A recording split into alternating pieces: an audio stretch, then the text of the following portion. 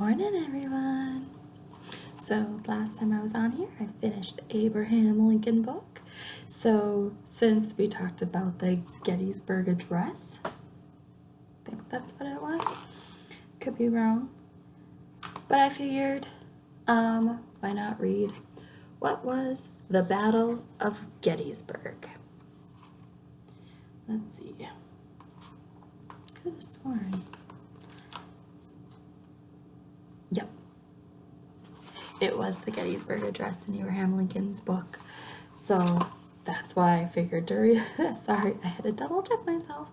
So let's get reading. It is the What Was the Battle of Gettysburg by Jim O'Connor and illustrated by John Mantha. Here we go with chapter 1. Get excited. I know I am. Oh wait, we're not on chapter 1 yet. I have to read about it first. My bad. Okay. What was the Battle of Gettysburg?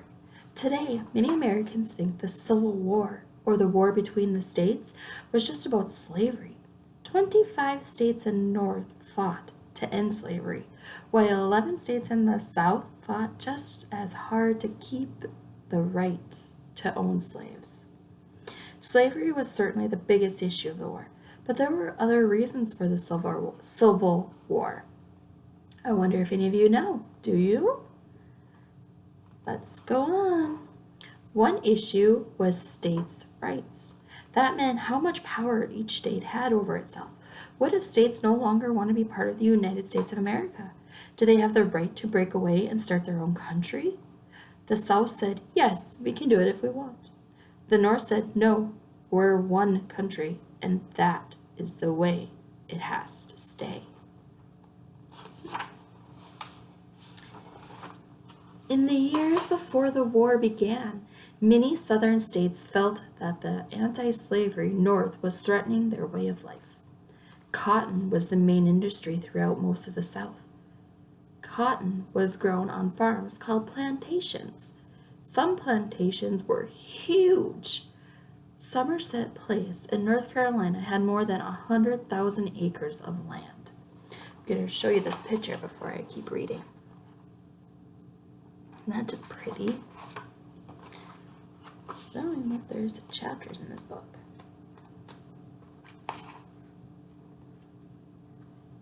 Sorry, I'm just checking here.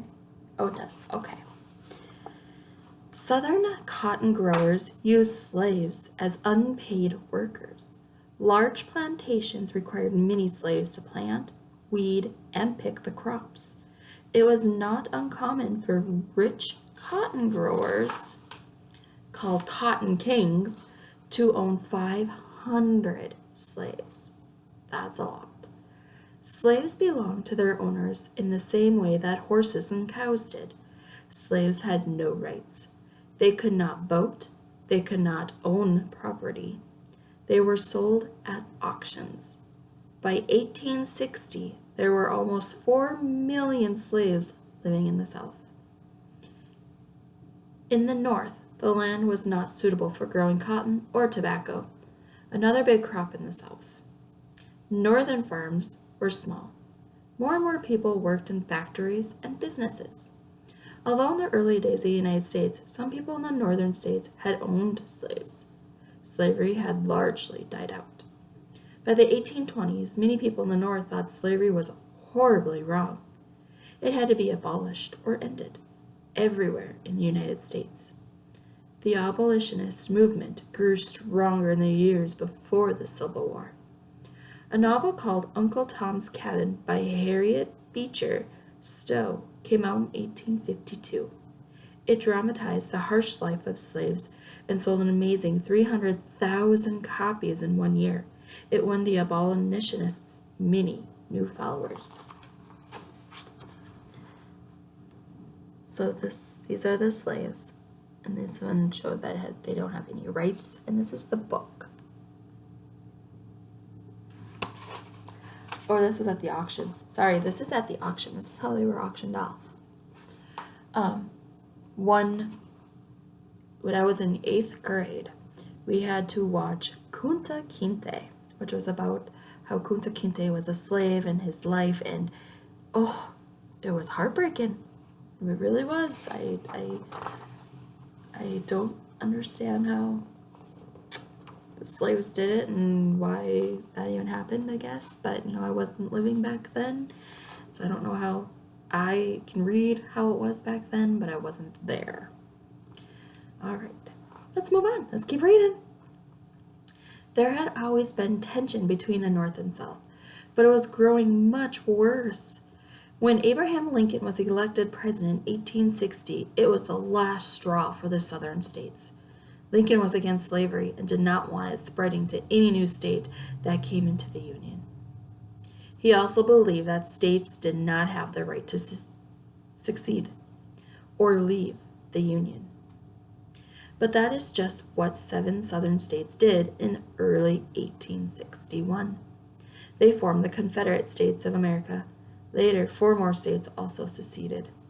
On April 12, 1861, Confederate gunners opened fire on Fort Sumter in Charleston Harbor, South Carolina. The bombardment lasted 34 hours and left the fort a pile of rubble. Amazingly, there were no Union casualties. Fort Sumter soon surrendered. The Civil War had begun. All right, so as you all know, Abraham Lincoln. This is the Union flag. This is the Confederate flag. And here is a picture of Fort Sumter. It was under attack.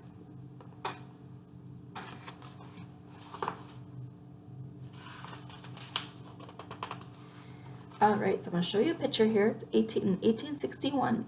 There's these states that had lines through them. Those are the Union states.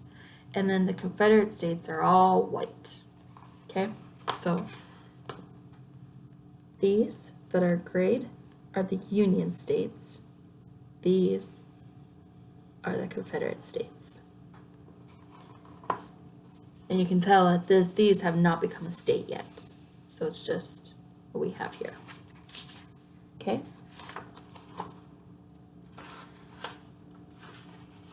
Jefferson Davis. Jefferson Davis was the first and only president of the Confederate States of America. He was born in Kentucky on June 3, 1808, only about 100 miles from where Abraham Lincoln was born on February 12, 1809.